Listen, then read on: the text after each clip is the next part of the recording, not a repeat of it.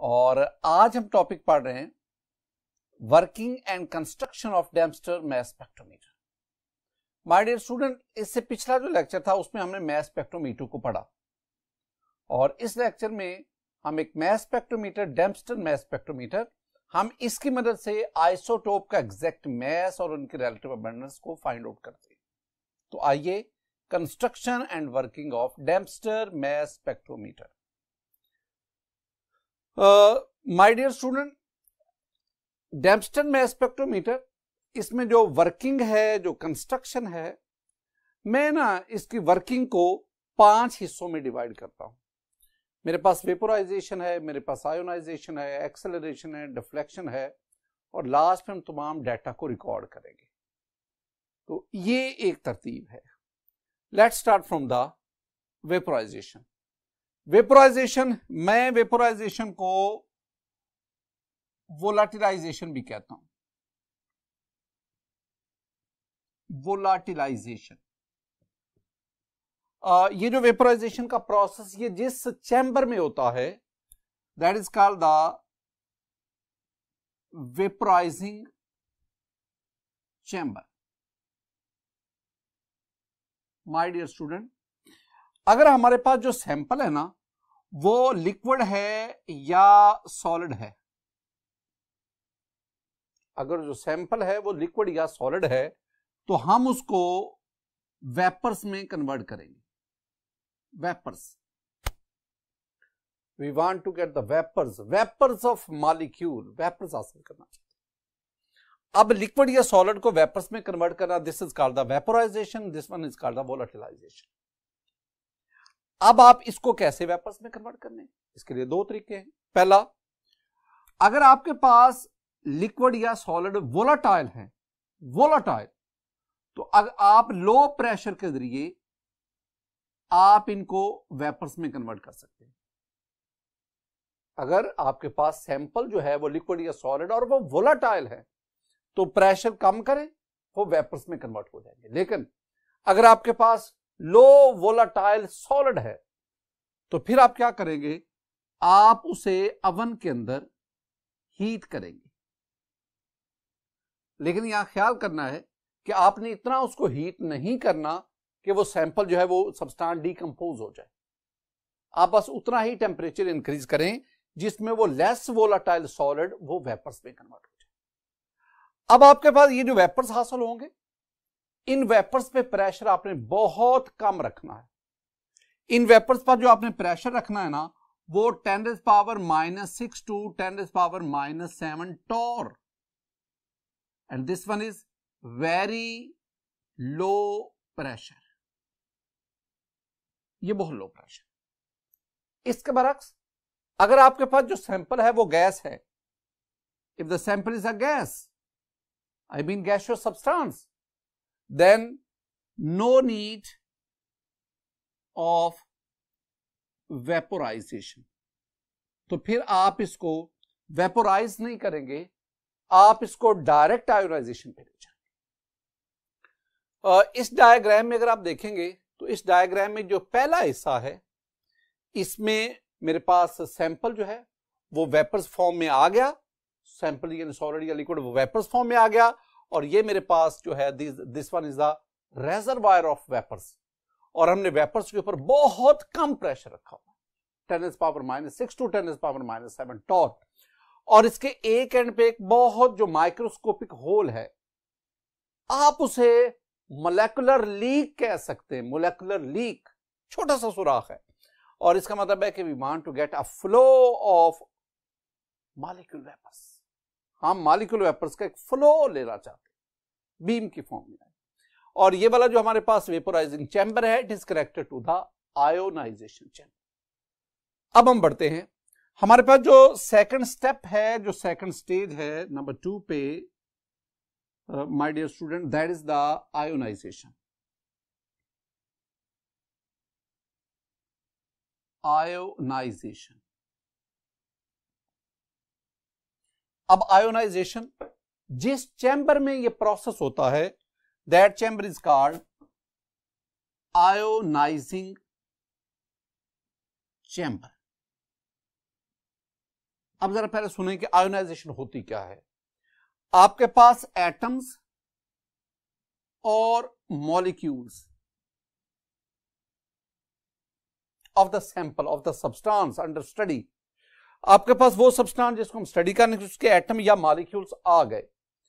अब आपने इन एटम्स या मॉलिक्यूल को पॉजिटिव आयन में कन्वर्ट करना है।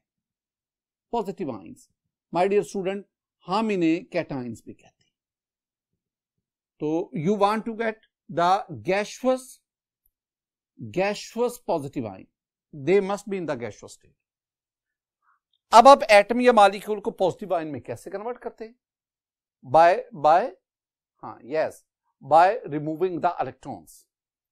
अब इलेक्ट्रॉन रिमूव करवाएंगे, ये आयंस में कन्वर्ट होंगे and the process called ionisation. और जिस चैम्बर में ये प्रोसेस कैरी आउट किया जाता है that is called ionising chamber.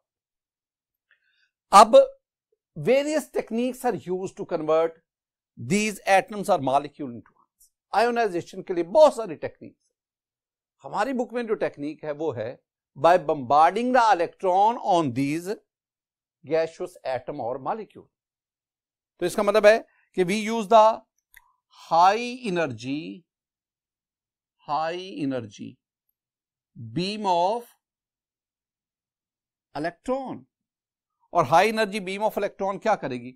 ये आपके पास गैसियस एटम या मॉलिक्यूल है, जब आपने उसके ऊपर इलेक्ट्रॉन एनर्जी उसको इलेक्ट्रॉन बीम थ्रो की तो क्या होगा? इसमें से लॉस ऑफ इलेक्ट्रॉन होगा और आपके पास ये हासिल होगा। This one is gaseous positive ion, ये आपके पास and the process called ionisation. My dear student, अब ये प्रोसेस अगर आप इसको डायग्राम की फॉर्म में देखेंगे तो जरा इसको देखें। This one is the ionising chamber या आयोनाइजेशन चैम्बर। इसमें आपके पास क्या है? इसमें आपके पास ये ऊपर टंगस्टन फिलामेंट है। ये टंगस्टन फिलामेंट इसको बहुत सेवरल थाउजेंड डिग्री सेंटीग्रेड तक इसको हीट किया जाता है। जब आप इसको हाई टेम्परेचर पे हीट करेंगे it will produce the electron. नीचे आपने पॉजिटिव प्लेट रखी है, वो इन इलेक्ट्रॉन को अट्रैक्ट करेगी और ये इलेक्ट्रॉन बड़ी तेजी से ऊपर से नीचे आएंगे। जब ये आएंगे तो हम कहेंगे this one is the high energetic electron beam.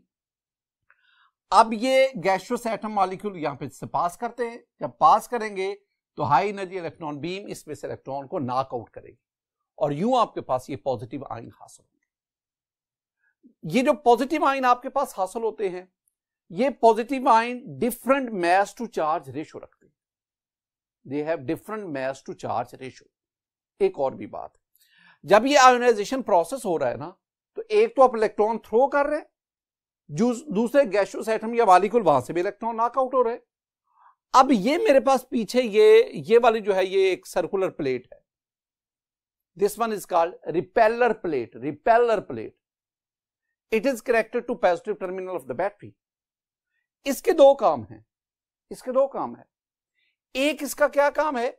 एक तो ये जो इलेक्ट्रॉन है इनको ये अब्सॉर्ब कर लेती है, दूसरा इस पर पॉजिटिव चार्ज है और जो कैटायन बने उन पे भी पॉजिटिव चार्ज है, तो ये उन पॉजिटिव चार्ज को रिपेल करती है, उनको वो राइट साइड पे रिपेल कर रही है। That is why this one is called the repeller plate.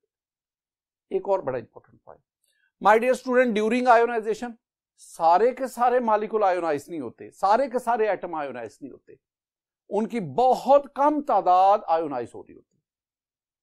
तो वो जो न्यूट्रल एटम या मॉलिक्यूल बच जाते हैं, हम वैक्यूम पंप की तरफ मदद से उनको जो थ्रोन आउट उनको बाहर निकाल देते हैं। अब अगर मेरे पास हाइड्रोजन है, हाइड्रोजन, आप जानते हैं कि हाइड्रोजन के 3 आइसोटोप्स हैं।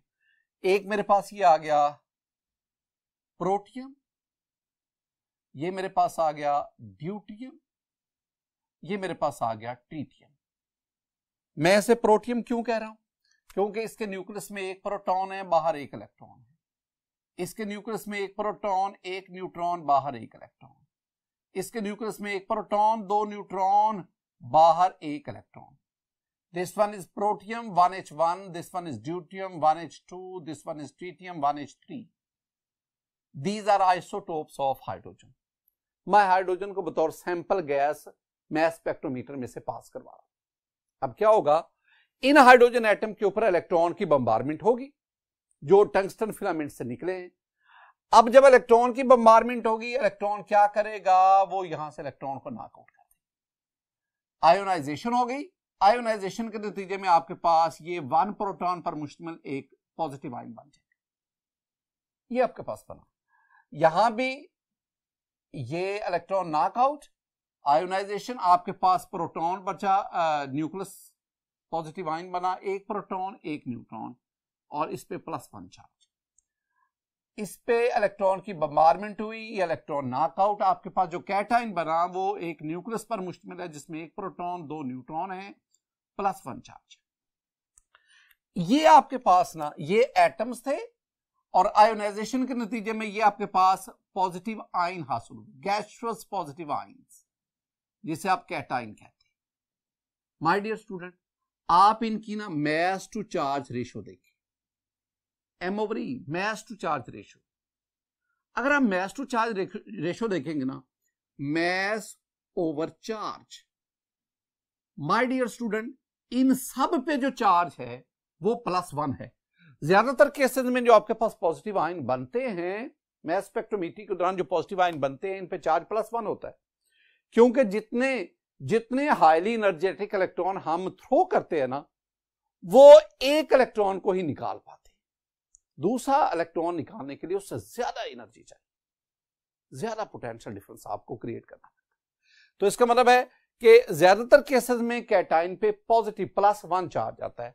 अगर चार्ज +1 होगा सब में, तो फिर इनकी मैस टू चार्ज रेशो का फैसला कौन करेगा? Mess.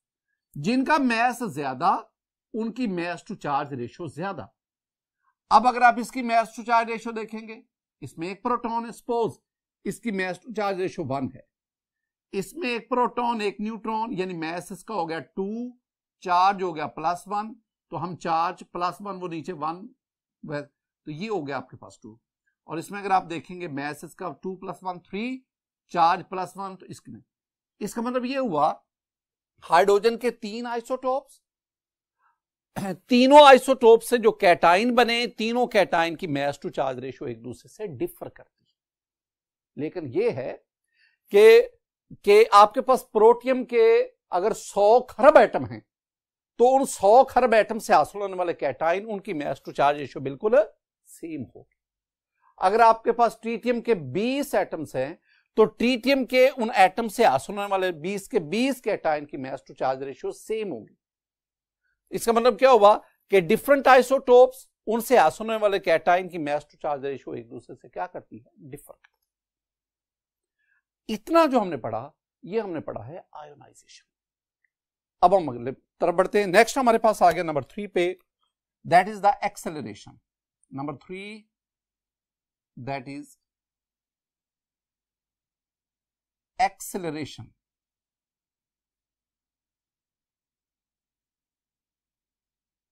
My dear student, acceleration accelerate से निकला, और एक्सेलरेट मीन तेज करना, तेज करना, आई मीन स्पीड अप करना, रफ्तार बढ़ाना।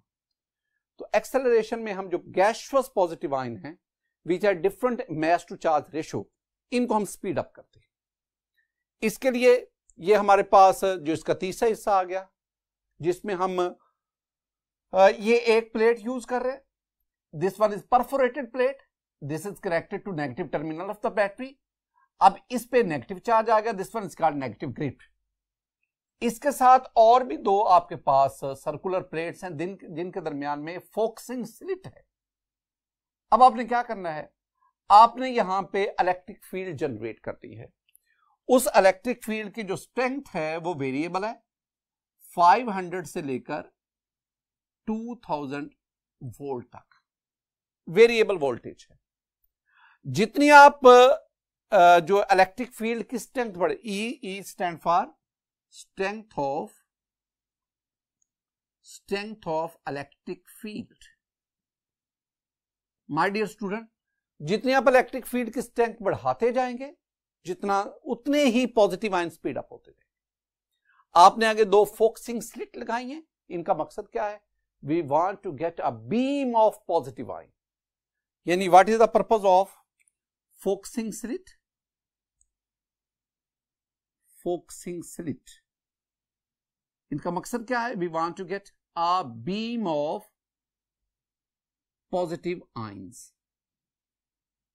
अगर आप इनको नहीं लगाएंगे तो पॉजिटिव आयन हमारे पास स्कैटर्ड फॉर्म में बनेंगे, हम इसको बीम की फॉर्म में लाएं। और एक और बात मैं कहूंगा आपसे कि E directly proportional to speed of positive ion, speed of cations. My dear student, जितनी इलेक्ट्रिक फील्ड की स्ट्रेंथ बढ़ाते जाओगे उतनी नेगेटिव ग्रिड की कैटायन के लिए अट्रैक्शन बढ़ती जाएगी, और ये जो कैटायन है ये स्पीडली उस नेगेटिव ग्रिड में से, परफोरेटेड प्लेस में से पास करेंगे और आगे बढ़ जाएंगे और अपने मोमेंटम की वजह से उससे स्टिक नहीं कर पाएंगे। नंबर 4 पे जो फोर्थ वन हमारे पास है that is deflection. Deflection,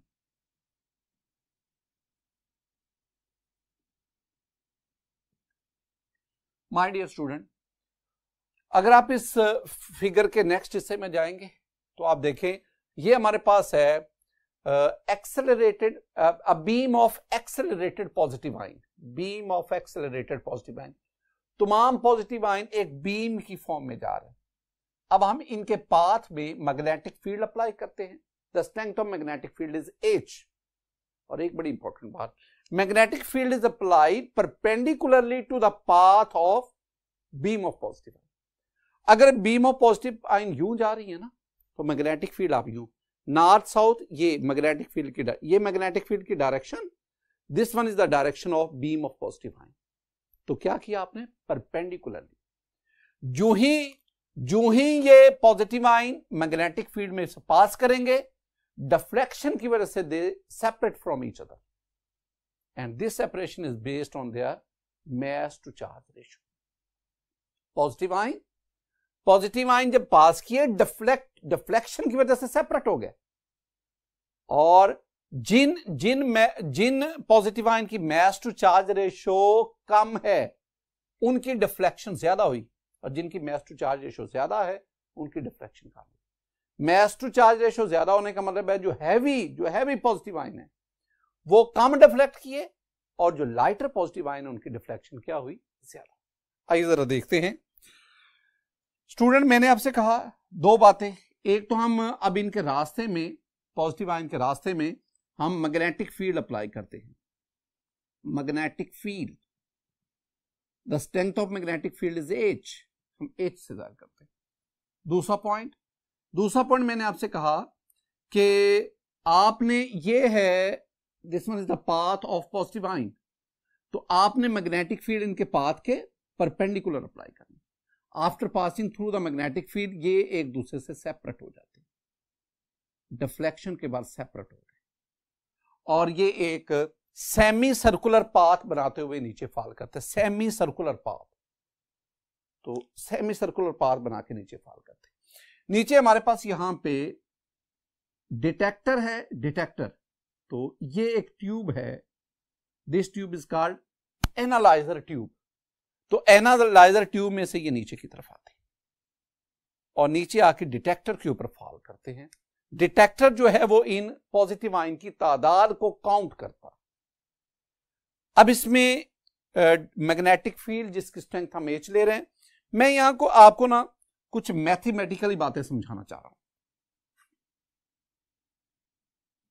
mathematical form, मेरे पास जो रिलेशन है ना स्टूडेंट, वो है M/E that is equal to H²R/E। ये जो मैंने इक्वेशन लिखी है हमारी जो है, जो अब चल रही करंट जो टेक्स्ट बुक है उसकी इक्वेशन। इससे पहले जो टेक्स्ट बुक में लिखा हुआ था ना वो था M/E that is equal to H²R²/2E। ज्यादातर बुक्स में, अगर आप फॉरेन बुक्स को देखेंगे तो ज्यादातर बुक्स में यही इक्वेशन लिखी हुई, लेकिन we have to follow our text book, तो उसमें ये वाली इक्वेशन। इस इक्वेशन में तीन बातें, जरा इस रिलेशन में तीन बातें जरा देखिएगा। पहली बात है कि M/E mass to charge ratio of cation is directly proportional to R। R के डायरेक्टली प्रोपोर्शनल। दूसरी बात, एच का H is inversely proportional to R if E is constant, E is kept constant। और तीसरी बात जो आपने याद रखनी वो है कि E directly proportional to R if H is kept constant। My dear student, ये जो ऊपर वाला रिलेशन है ये उसकी एक्सप्लेनेशन है। अब इसमें M over E, mass to charge ratio, positive ion. What is H? H is the magnetic field strength. What is E? E is the electric field strength. What is the R? R is the radius of curvature of path. R के बारे important. What is R? R is the radius of the curvature of path, या जिसे आप कहते हैं ना radius of circular path। लेकिन ना बेहतर है कि आप उसे कहें कि radius of curvature of path. उसका मैंने भी आपसे कहा कि जब ये मैग्नेटिक फील्ड में से पास करते हैं तो ये सेमी सर्कुलर पाथ बनाकर, ये this one is the semi circular path. अगर इसको मैं कंप्लीट करूं तो ये मेरे पास सर्कल बन गया, ये सर्कल बन गया। कंप्लीट करूं, ये सर्कल बन गया। अगर मैं इसको कंप्लीट करूं और अगर इसका मैं सेंटर बनाऊं तो ये इसका सेंटर बना। तो यहां से लेकर यहां तक ये रेडियस, ये वाला रेडियस, ये वाला रेडियस, ये रेडियस। अब ये जो बड़ा इसका रेडियस ज्यादा है, आर की वैल्यू ज्यादा होगी। आर की वैल्यू तब ज्यादा होगी M over E directly proportional to R, यानी जिस कैटायन की मैस टू चार्ज रेशियो ज्यादा होगी, जो मैसिव होगा, जो भारी होगा, वो एक लंबा रास्ता सर्कुलर पाथ कर्वेचर तय करके नीचे आएगा। इसका मतलब उसका रेडियस ज्यादा होगा। यही हमें यहां पे बताया जा रहा है कि मैस टू चार्ज रेशियो ज्यादा तो रेडियस। अगर मैं आपके पास हाइड्रोजन की मैंने बात की है, तो हाइड्रोजन में हमारे पास ना माय डियर स्टूडेंट ये आ गया, एक ये पाथ कर्वेचर बना, एक ये बना और एक ये बना। अगर मैं आपसे पूछूं कि हाइड्रोजन के 3 आइसोटोप्स हैं, प्रोटियम, ड्यूटियम, ट्रिटियम, तीनों से आपके पास पॉजिटिव आयन बने, बताएं ये वाला जो कर्वेचर है ये ये जो सर्कुलर पाथ है ये किस पॉजिटिव आयन का है, किस आइसोटोप का? तो आंसर है ये आपके पास आएगा 1H1 का। ये किसका? 1H2 का। ये किसका? 1H3 का। यानी प्रोटियम से हासिल होने वाले जो आइसोटोप्स है वो उनका रेडियस, उनके जो कर्वेचर का रेडियस कम होगा, ड्यूट्रियम का रेडियस ज्यादा होगा और ट्रिटियम वालों का रेडियस उससे भी ज्यादा होगा।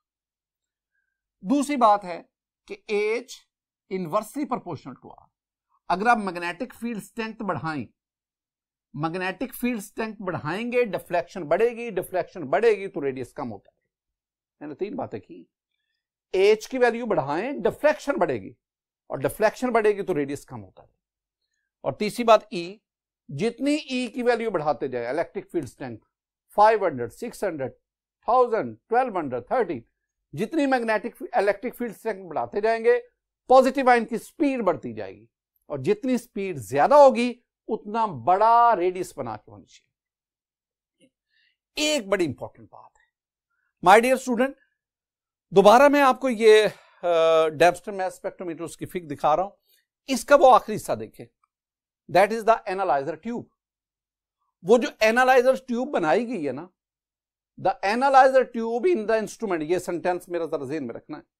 The analyzer tube in the instrument is constructed to have a fixed radius of the curvature।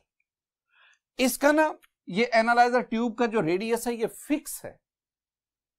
इसका मतलब है अगर आपके पास various different mass to charge ratio वाले पॉजिटिव आयन इसमें आते हैं तो सिर्फ वही पॉजिटिव आयन नीचे डिटेक्टर तक पहुंच सकेंगे जिनका रेडियस ऑफ कर्वेचर इसके साथ टैली करता है। जिनका रेडियस जो है वो इससे कम या ज्यादा होगा वो इसकी वाल से टकरा के और वो डिटेक्टर तक नहीं पहुंच सकेगा। नेक्स्ट पे हम चलते हैं, नंबर 5 पे हमारे पास आ गया कोलेक्शन।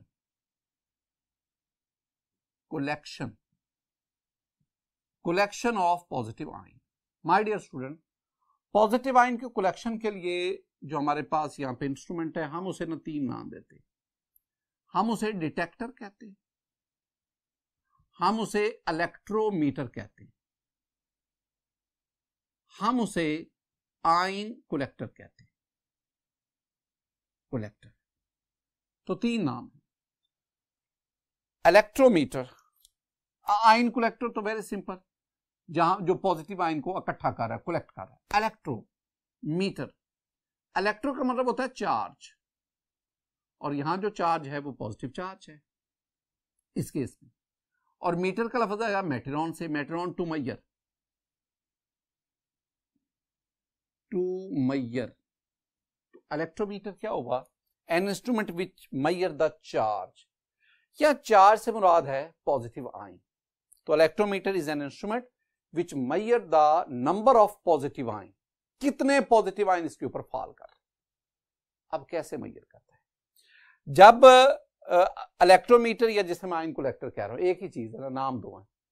तो इलेक्ट्रोमीटर या आयन कलेक्टर के ऊपर जब एक पॉजिटिव आयन गिरता है तो ये पॉजिटिव आयन उसमें से एक इलेक्ट्रॉन गेन करता है।